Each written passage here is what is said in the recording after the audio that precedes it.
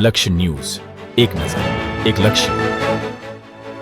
ધાંગધ્રા શહેર ઉજ્જડની બારી પાછળ આવેલ ઇલેક્ટ્રિક થાંભલાએ નિર્દોષ ગાયનો ભોગ લીધો.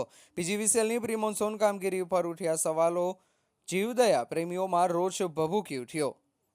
મળતી માહિતી મુજબ ધાંગધ્રા શહેરના જીવદયા પ્રેમી તથા ગૌવંશના માલિક દ્વારા જણાવાયું હતું કે સુરેન્દ્રનગર જિલ્લાના ધાંગધ્રા શહેરના ઉજ્જડની બારી પાસે આવેલ પીજીવીસીએલના સબ ટ્રાન્સફોર્મર પાસેથી પસાર થતી ગૌમાતાને સોટ લાગતા મોતને ભેટી હતી.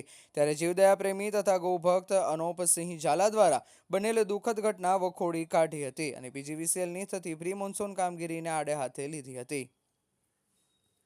જ્યારે ખરેખર હાલ ચોમાસાની ઋતુ ચાલી રહી છે. શહેરી વિસ્તારો હોય કે ગ્રામ્ય વિસ્તાર હોય, ત્યાં સામાન્ય વોલ્ટ કે હેવી વોલ્ટેજની પસાર થતી લાઈનો, ઇલેક્ટ્રોનિક થાંભલાઓ તથા ફરતી ઝાડીઓ સહિતની પ્રી મોન્સૂન કામગીરી પીજીવીસીએલ દ્વારા અગાઉ કરાતી હોય છે.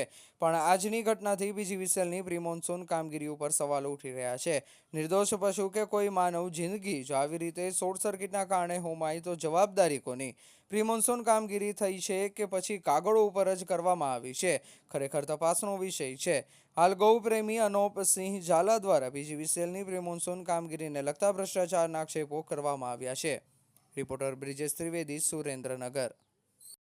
ઝાલા અનોપસિંહ અને ગૌ સેવામાં સેવા આપું છું અને પીજીવીસીએલ ધાંગધ્રા દ્વારા દર વર્ષે પ્રી મોન્સૂનની કામગીરી દર ગુરુવારે કરવામાં આવે છે અને આ વર્ષે પણ પ્રી મોન્સૂનની કામગીરી કરવામાં આવેલી, પણ કોઈ ઓલું વ્યવસ્થિત કામ થયેલ ન હોય તેના કારણે વારંવાર ભ્રષ્ટાચારના કારણે અનેક જીવો ગુમાવવા પડે છે.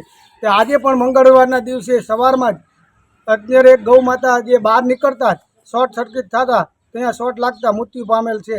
તેની કાર્યવાહી કરવામાં આવશે. લાલાભાઈ મેવાડા છે. હું ખારીમાં રહું છું.